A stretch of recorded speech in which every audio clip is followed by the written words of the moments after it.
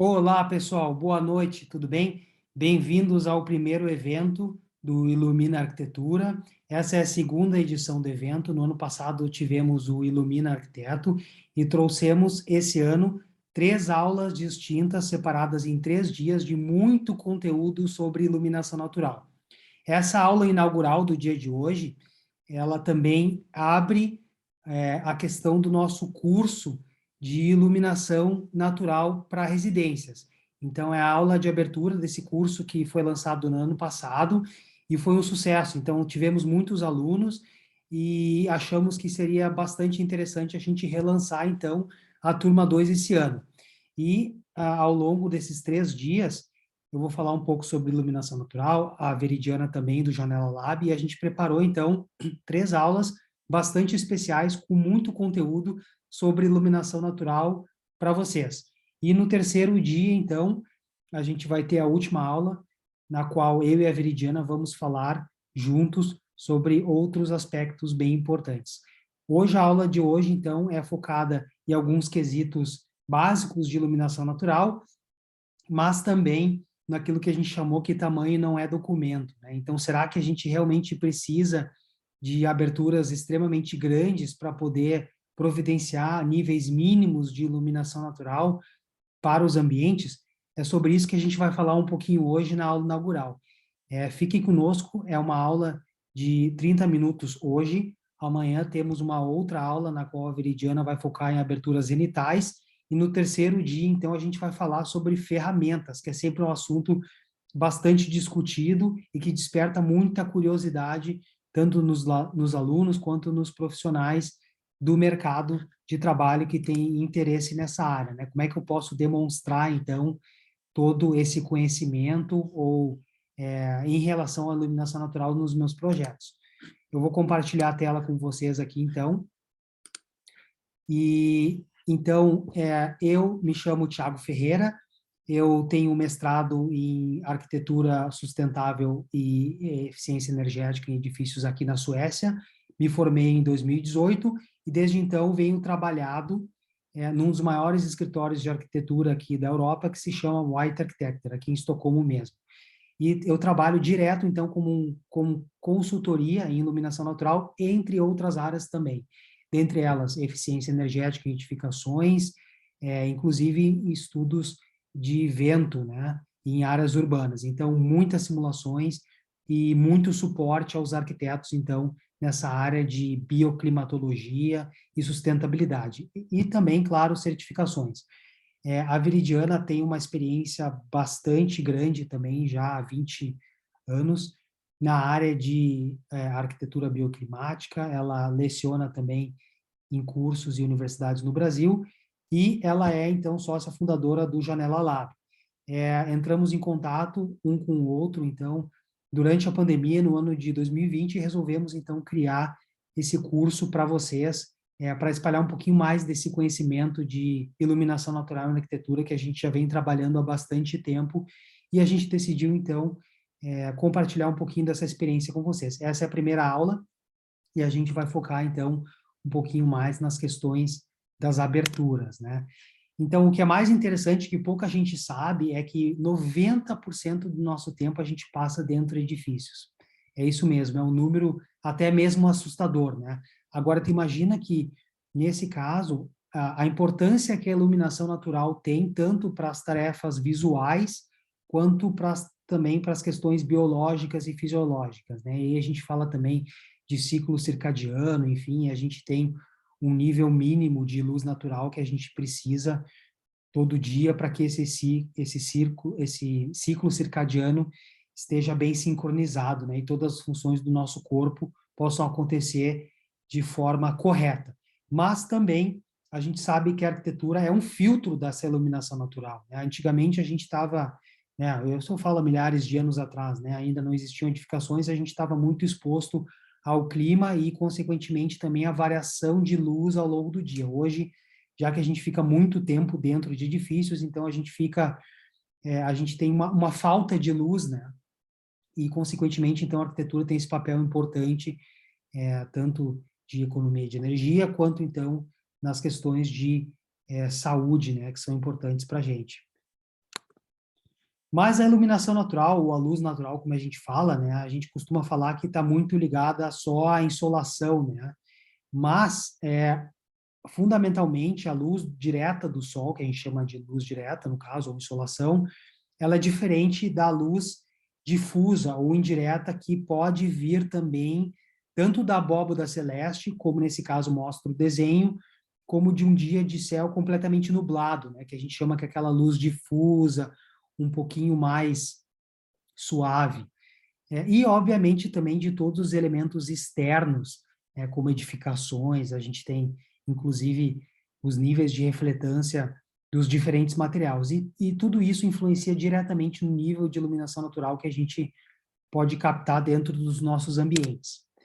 Eu queria mostrar para vocês, essa foto é bastante ilustrativa nesse sentido, são duas fotos que eu mesmo tirei. À esquerda a gente tem um ambiente externo, foi em Varsóvia, na Polônia, e reparem que é um dia de céu completamente nublado, mas a luz é ainda extremamente abundante, ela é difusa, mais suave, mas todas as fachadas estão extremamente bem iluminadas.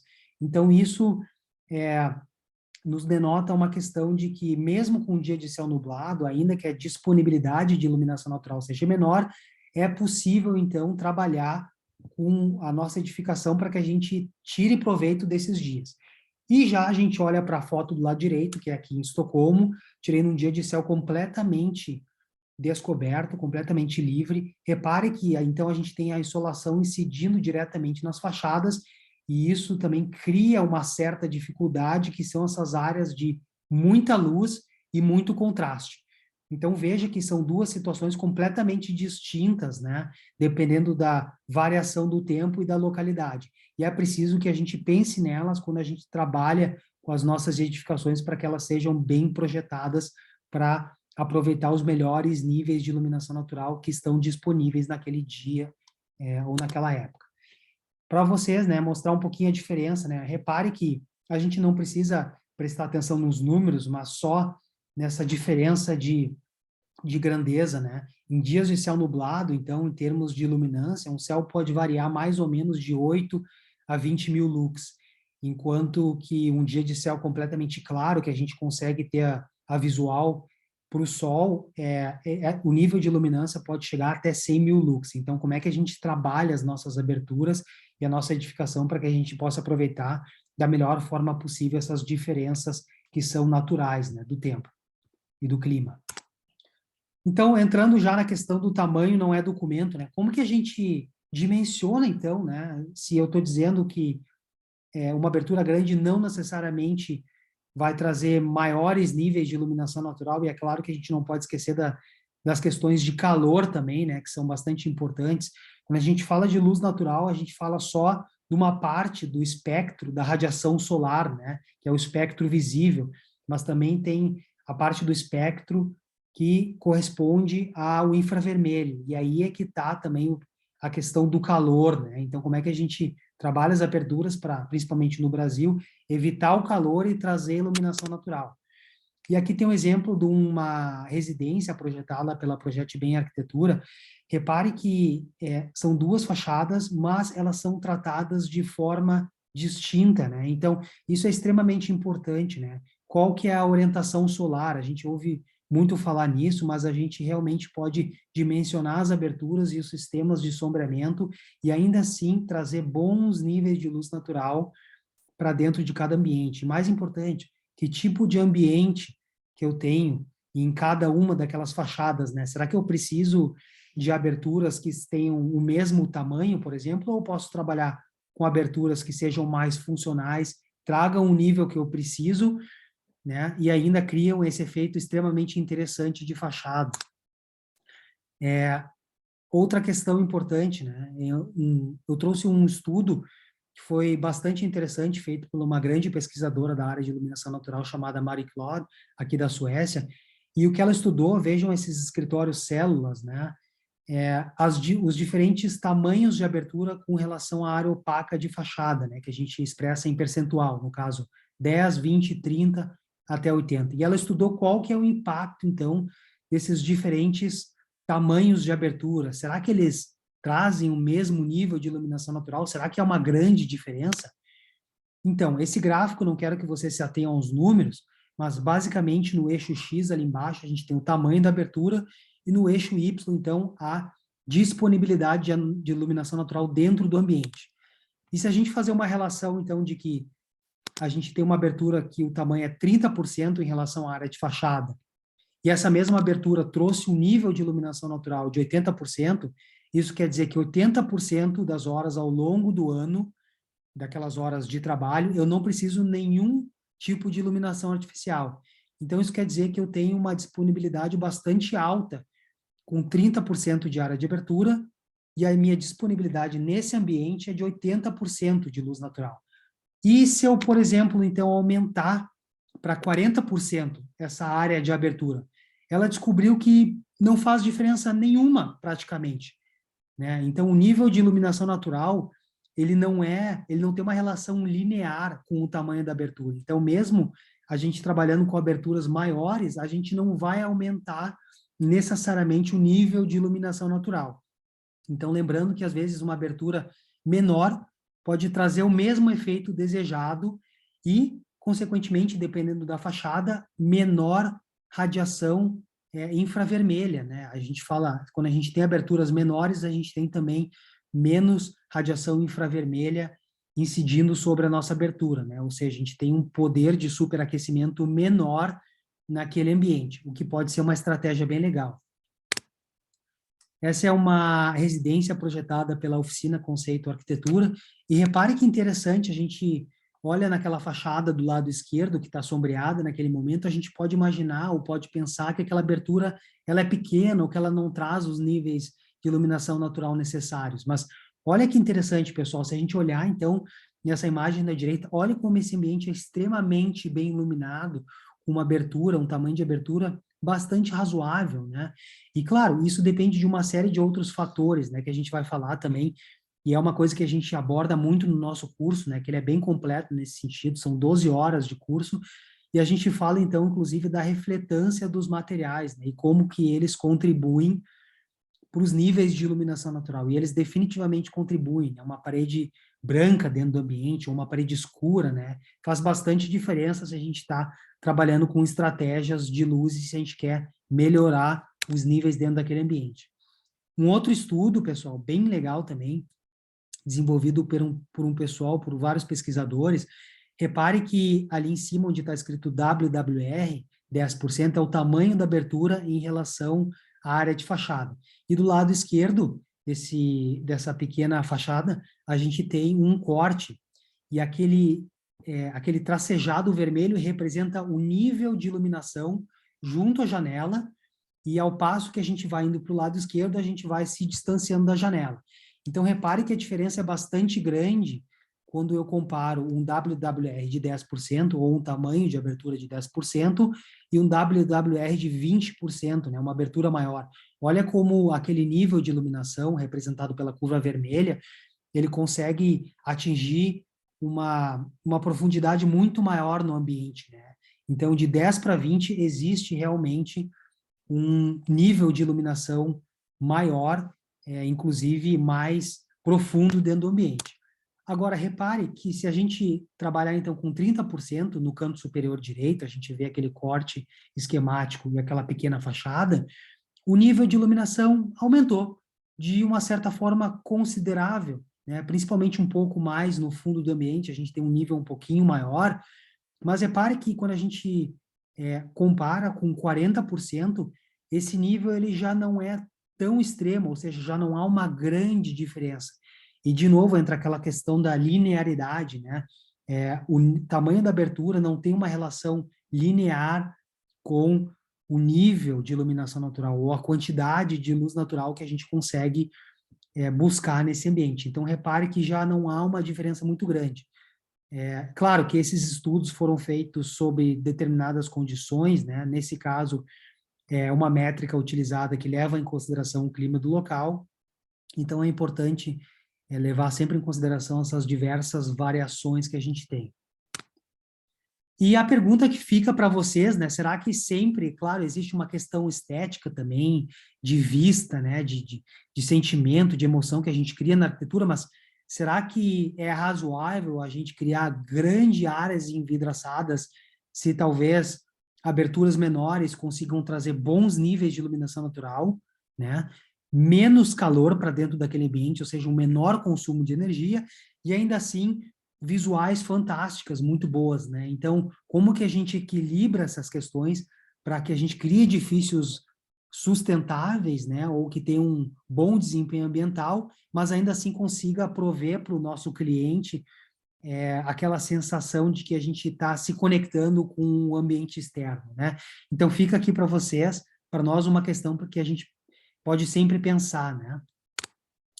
E alguns números chaves que a gente queria trazer para vocês, e essa é a ideia dessa primeira aula, trazer algumas questões chaves para que vocês já possam ter ideia, inclusive aplicar nos projetos, né? Repare que a bibliografia fala que talvez a porcentagem de janela em relação à parede ou à vista, né, no caso da vista do lado de fora, essa porcentagem, 20% talvez a gente consiga já criar ambientes que tenham uma profundidade de até 8 metros. Pesquisas e a prática, principalmente os projetos que eu desenvolvo aqui na Suécia, mostram que com o nível de disponibilidade que a gente tem em céu nublado, eu diria que essa profundidade seja menor que 8 metros, né? Mas gira em torno disso, né? Ao passo que a gente aumenta para 25, então, essa área de abertura, a gente consegue talvez aumentar a profundidade um pouquinho mais, entre 2 e 3 metros, e assim, então, em diante, né? Talvez 35% de área de abertura em relação à área opaca de fachada, eu já consigo chegar em profundidades maiores, né? Então, existe uma relação entre área de janela ou área de abertura e profundidade do ambiente. Isso é gente importante entender para criar ambientes e plantas que sejam bem iluminadas. E falando, então, achamos que era interessante entrar na questão da posição de aberturas, né, um pouco extra, além só da questão do tamanho, não é documento. Reparem nesse pequeno estudo que eu desenvolvi, rapidamente, só para mostrar para vocês a diferença que a gente tem, né? Aberturas junto, por exemplo, ao piso, elas eventualmente podem ser criadas, né, para criar algum efeito na edificação, mas elas também têm elas não têm o mesmo potencial de providenciar aquela vista, né, que a gente imagina em algumas ocasiões, ao passo que a abertura localizada é extremamente no meio da janela é a que a gente mais está acostumado, né? Esse tipo de abertura, então, ela consegue nos providenciar tanto níveis de iluminação natural talvez um pouquinho mais altos, mas também a vista para o exterior, né, que é um elemento extremamente importante, né, nos conectarmos com o que está acontecendo lá fora, né, e tem várias pesquisas que mostram a importância dessa questão, né, da gente estar conectado com o ambiente exterior. E por fim, então, uma abertura no topo, né, que não são aberturas muito corriqueiras, mas fica aqui a pergunta para vocês, qual delas, ou qual dessas três, vocês imaginariam que poderia providenciar ou prover os maiores níveis de iluminação natural dentro do ambiente, né? A gente até fez uma brincadeira no ano passado e perguntou, boa parte do pessoal respondeu, não, a abertura mais localizada junto ao piso ou no meio, enfim.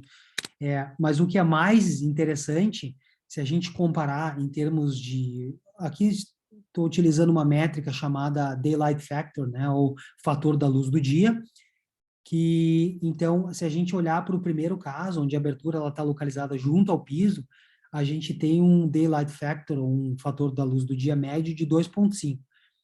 Agora, olha que interessante, pessoal, se a gente colocar essa abertura no meio, né, dessa parede externa, olha como a gente aumenta, então salta de 2,5 para 3,7. Então, é um aumento bastante significativo nos níveis de iluminação natural. E o que é mais curioso é que, se a gente posicionar essa abertura junto ao forro, o nível aumenta ainda mais, né? A gente, então, acaba chegando num fator da luz diurna de 4,6, né? Olha como a gente vê aquelas linhas esboçadas, são as linhas referentes ao fator da luz diurna. Veja como a luz natural ela consegue atingir mais profundamente o ambiente, né? Então, o posicionamento da abertura, não só o tamanho, é extremamente importante para que a gente traga o mais ou trabalhe com boas estratégias para poder iluminar o nosso ambiente, né? Não se trata só do tamanho, mas do posicionamento. E nesse caso ficou bastante evidente, né? Já que o posicionamento é diferente, mas o tamanho da abertura é o mesmo. Então vejam, pessoal, que curioso e que interessante, né? O efeito que tem nos níveis de iluminação natural o posicionamento das aberturas. Então, uma tabela que traz um pouco de um sumário para vocês, né, sobre essa questão ela foi dividida, então, do lado esquerdo em orientação, no meio potencial de iluminação natural e do lado direito os atributos, né. Então, em geral, as pesquisas demonstram que, embora, no caso aqui, eu troquei um pouquinho, né, porque aqui, como a gente está no hemisfério norte, então, a orientação ótima, na verdade, seria o sul, né, que é por onde a gente tem a trajetória solar. Mas, adaptando para o Brasil, então, a orientação sul, embora ela seja bastante complicada nas questões de umidade, ela é uma orientação extremamente boa em termos de iluminação natural. Por quê? Embora não tenha incidência solar, a gente tem a luz abundante da abóbora celeste, e inclusive em dias de céu nublado, com a iluminação isotrópica, né, um pouquinho distribuída de forma igualitária na abóbora celeste, a gente consegue, então, ter bons níveis se a gente trabalhar com as aberturas corretas, ou com o tamanho correto, posicionamento, na fachada sul, sem qualquer incidência de insolação. E, então, isso significa que o controle solar é muito fácil, né? A gente não precisa proteger essas aberturas na maior parte dos casos. E já na fachada, que aqui na tabela está a fachada sul, mas seria, no caso, a norte no Brasil, então, é uma fachada que é excelente, né? Então, ela, na verdade, ela precisa de um controle solar, a gente precisa trabalhar, embora a trajetória ocorra pela fachada norte no Brasil, a gente precisa trabalhar com controle solar até para evitar também a questão direta da insolação, né, que traz também o ganho de calor. Então, é preciso a gente providenciar bons níveis de iluminação natural, ao passo que a gente protege essas aberturas, né? E já, claro, as aberturas voltadas para leste e oeste, a gente sabe que são aberturas extremamente difíceis de controlar, né? Então, eu coloquei aqui cuidar. São aberturas difíceis de obter o controle solar, porque a altitude solar nessas fachadas, né, nessa orientação, ela é geralmente bastante baixa, né? Quando o sol está ou nascendo ou se pondo, né? Então, é muito difícil controlar e, consequentemente, é mais complicado no final do dia, né? A edificação já foi aquecida ao longo do dia todo, ela já foi exposta ao sol, e quando chega no final do dia, então, esse ganho de calor que vem através da insolação direta nas aberturas, ele é um ganho de calor adicional, né? Então, é sempre bastante importante a gente cuidar como que a gente trabalha as aberturas nessas duas orientações.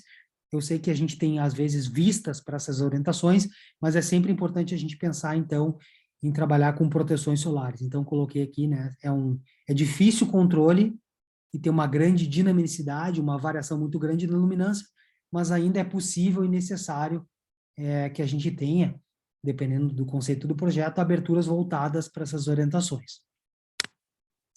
E, por fim, o último capítulo aqui, eu queria conversar um pouquinho mais sobre a questão da profundidade do ambiente, né, a importância da profundidade. A gente vê na imagem do lado esquerdo um corte esquemático, mostrando, então, essas relações, né? É um ambiente que tem uma abertura somente uma fachada, de um lado, e mostra, então, como que a iluminação natural, esses vetores mostram, né? Como que ela pode chegar no ambiente, né? Pode ser via direta, como a gente falou anteriormente, né? Pode ser difusa da abóbora celeste, ou direta a insolação, né? Que daí, então, é preciso pensar na proteção solar. E pode ser também aqueles vetores cinza através do rebatimento ou da reflexão em outros materiais, seja no solo, seja no ambiente interno, seja numa fachada externa, né, que está absolutamente na frente do nosso edifício. Como é que a gente tira proveito dessas questões, né? Como é que a gente lê o ambiente urbano também para desenhar as nossas fachadas e obter bons níveis de iluminação. E a gente olha o gráfico da direita, é bastante simples, é aquela questão que eu já havia comentado anteriormente, né? Então, no ponto A, que é aquele ponto exatamente junto à abertura, dentro do escritório, a gente então tem um nível muito grande de iluminação natural por conta da proximidade, obviamente, da abertura. E esse nível, então, ele decai de forma bastante substancial, ao passo que a gente vai se distanciando dessa janela, né? Então, o desafio sempre é como que a gente mantém, a gente não vai conseguir manter o mesmo, mas como que a gente mantém bons níveis de iluminação, e aí, então, a gente fala de uniformidade de luz, né? Como que a gente traz bons níveis para dentro desse ambiente, inclusive no fundo, né? Uma das estratégias é, claro, ter paredes claras no fundo do ambiente, né? A gente consegue, então, refletir um pouco mais aquela iluminação e melhorar um pouquinho os níveis. Exemplos, olha esse projeto também, o mesmo projeto que eu mostrei anteriormente, que é da Projeto Bem Arquitetura, exemplifica bastante essa questão, né? Olha, se a gente olhar, então, na imagem do lado esquerdo, repare que a abertura ela é praticamente 100% daquela fachada, mas num dia de sol com insolação ou com o sol exposto, veja que o nível, tanto junto à janela, é bastante alto, mas ao passo que a gente se distancia da janela, olha como o ambiente já fica mais escuro, né? Então, aquilo que eu falei, né, dos diferentes tipos de céu, nesse dia específico, a gente tem contrastes muito grandes, né? E é claro que, se a gente olhar, então, para o lado direito, aquela marquise, né, com aquele pergolado, tem um papel muito importante que é de proteger as aberturas, né, de criar um sistema de sombreamento, e isso é necessário, mas também, talvez em dias de céu nublado, essa marquise, ela cria uma obstrução. Então, como a gente trabalha o sombreamento é extremamente importante, né? Será que esse sombreamento talvez em muitos casos ele possa ser dinâmico, né, que a gente possa movimentar ele em vez dele ser fixo, né? E qual que é a profundidade de sombreamento? Será que ele não é excessivo ou será que ele não é pouco demais? Então, todas essas questões que são complexas é importante a gente pensar. Mas o que eu queria trazer com essa imagem para vocês é até se a gente olhar na própria imagem do lado direito, veja como é escuro, né, o ambiente ou no núcleo, né, dessa residência mais profundo, né? Então é importante que a gente sempre pense como que a gente vai trabalhar a profundidade do ambiente nesse caso, né? Será que ele é profundo o suficiente? Será que ele é mais do que deveria ser? Será que poderia ser compensado com uma clarabóia? Né? Então todas essas questões são bastante importantes a gente tem que trazer no universo da iluminação natural e do nosso projeto de arquitetura. E um gráfico-chave que eu queria trazer para vocês, a gente fala, tem muito gráfico, muitos métodos, né, que a gente utiliza no curso, e isso é bastante bacana, ele é bem completo, mas um gráfico-chave que a gente queria trazer para vocês hoje aqui é esse, né, que demonstra sob condições de céu nublado, por exemplo, então que a profundidade do ambiente não deveria ser 2 vezes maior do que a altura da verga da janela. Então, essa é uma relação que se chegou através de várias pesquisas, claro, né, pessoal, é uma relação bastante inicial, quando a gente trabalha ainda no início, né, nas fases de projeto iniciais, mas que ela é bem interessante e bastante efetiva para a gente já no início dimensionar os nossos ambientes, talvez de forma adequada, né, cuidar com essas relações e proporções. Claro que mais em diante é sempre importante a gente efetuar simulações de iluminação natural, e isso a gente vai falar para vocês, não percam a terceira aula, na quarta-feira ela está muito boa e a gente vai falar sobre isso, até para verificar se os níveis estão adequados, mas alguns hacks no início do projeto são importantes para a gente chegar lá. E um outro é que quando a gente tem uma abertura, então, do outro lado, essa distância acaba se tornando 5 vezes a altura da verga, né? Então, a gente proporciona uma captação de iluminação natural através de outra fachada e essa iluminação é melhor distribuída ao longo do nosso ambiente. E com isso, eu termino a primeira aula de hoje. Espero que vocês tenham gostado. Foi bastante legal trazer essas dicas para vocês, reunir um pouco desses macetes, né, desses hacks que podem já ser usados diretamente nos projetos. e que eu espero que vocês aproveitem. Como eu falei anteriormente, essa é a primeira aula de 3 que vamos ter até quarta-feira, que marca o lançamento da turma 2 do nosso curso, então, de iluminação residencial. Então, espero vocês amanhã para a próxima aula. Obrigado, pessoal. Ótima noite para vocês.